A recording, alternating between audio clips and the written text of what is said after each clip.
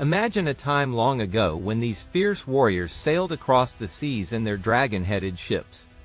They were known for their daring raids, always looking for treasure and leaving chaos in their wake. The Vikings traveled far and wide, from Europe to North America, and Ireland quickly became one of their favorite places to explore and conquer. The story starts in 795 CE, when the Vikings first arrived in Ireland. Their first attack was on the island of Rathlin, in the monastery of St. Columba on Iona. At this point, the raids were small and quick. The Vikings would hit their target, grab what they could, and disappear before anyone could fight back. They often targeted monasteries because these places were full of valuable treasures, like gold, silver, and beautifully decorated books. The Irish weren't prepared for these surprise attacks because they didn't have strong defenses along their coasts. Over time, the Vikings' raids became bigger and more organized. By the 830s, they weren't just stealing treasures. They were also capturing people and demanding ransom money to set them free. In 837 CE, the Vikings sent massive fleets of ships up the rivers Liffey and Boyne.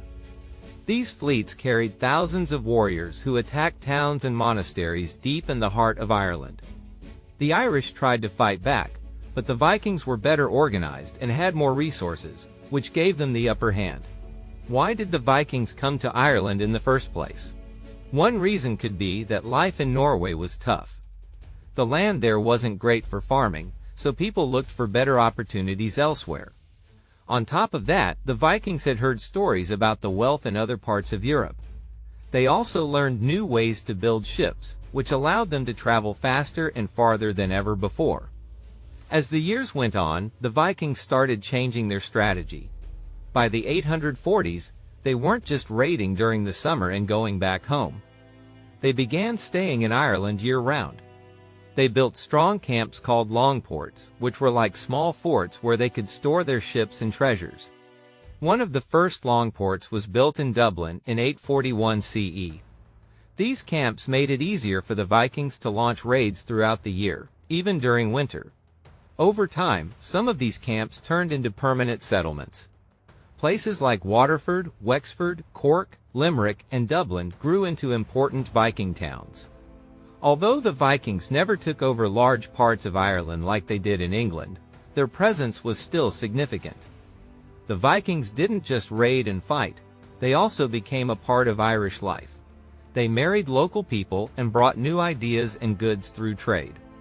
Their influence can still be seen in Irish culture today. And by the mid-800s, the Irish kings, who were usually busy fighting each other, realized they couldn't ignore the Viking threat anymore.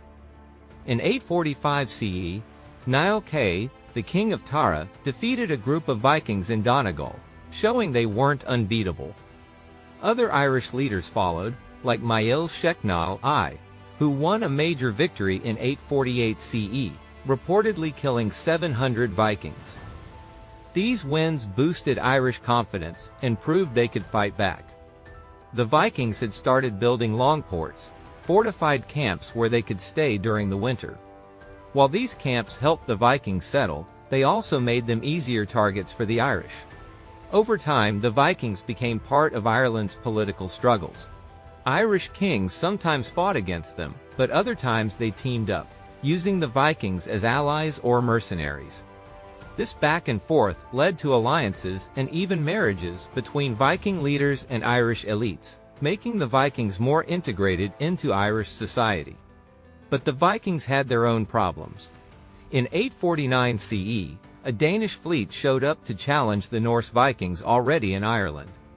According to the Annals of Ulster, this fleet had 140 ships and caused chaos as they tried to take over. The Danes attacked key Viking settlements like Dublin and Lyn Duachiel. In 851 CE, after a three-day naval battle at Carlingford Lough, the Norse managed to drive the Danes away, but the conflict weakened their control. This gave the Irish more time to strengthen their defenses. By the late 800s, it was clear that Ireland wasn't going to fall easily. Unlike in England or France, where the Vikings controlled large areas, their influence in Ireland was limited to a few settlements.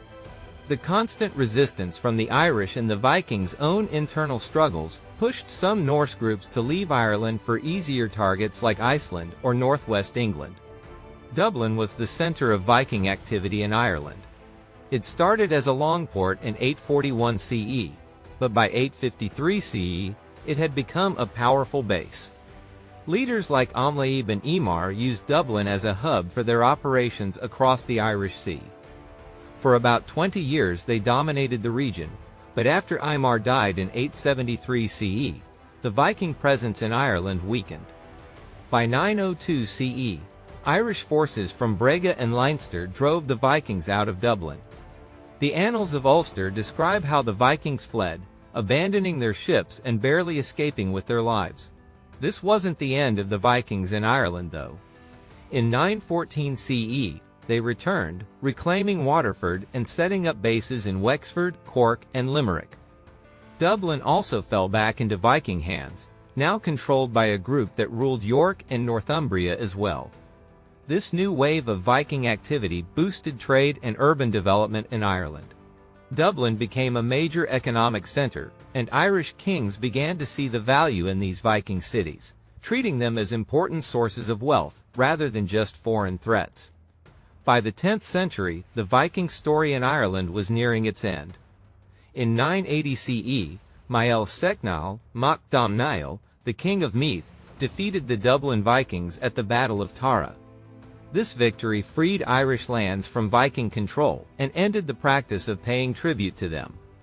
At the famous Battle of Clontarf in 1014 CE, Brian Boru, the High King of Ireland, fought to solidify Irish control over Viking cities. Although Brian was killed in the battle, the Irish won, further weakening Viking influence. By then, Viking cities like Dublin were fully integrated into Irish society and ruled by Irish leaders. The Vikings are often remembered as brutal raiders, but their impact on Ireland was more complex. While their early raids were destructive, they weren't as frequent as many people think. Monasteries, which were often targeted, usually recovered quickly. Interestingly, the Irish themselves raided churches more often than the Vikings did, showing that this kind of violence wasn't unique to the Norse. The Vikings also brought lasting changes to Ireland. They introduced towns and urban life, with places like Dublin, Waterford, and Limerick becoming centers of trade. The Irish adopted Viking ideas about ships, warfare, and leadership. Over time, the two cultures blended. Viking styles appeared in Irish art, and Old Norse words made their way into the Irish language.